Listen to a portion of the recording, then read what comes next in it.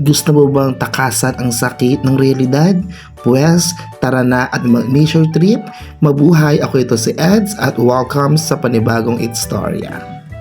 Dito sa bayan ng General Luna, Quezon ay meron silang sikat at dinarayong pasyalan. Matatagpuan ito sa barangay Bakong Ibaba, ang kanilang ipinagmamalaking ilog.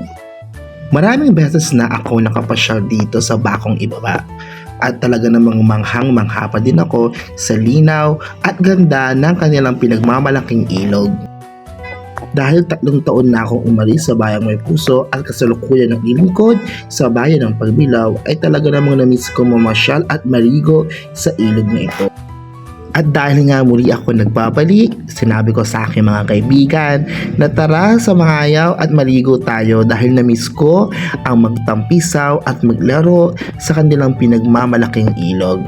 Kaya mga kaamats, kung nais mong pumunta dito sa Barangay Bakong Ibaba, talaga namang sinusabi ko sa inyo na mag-enjoy kayo. Libre nga pala ang pagpunta dito. Talagang anlisawa ang iyong pagtampisaw. Pag Sabado at Linggo, marami na napapasyal dito mga turista at mga taga-ibang bayan. At yung mga residente dito ay dito na rin sila naliligo, naglalaba. O diba, napakapayak at napakasimple ng pamumuhay dito.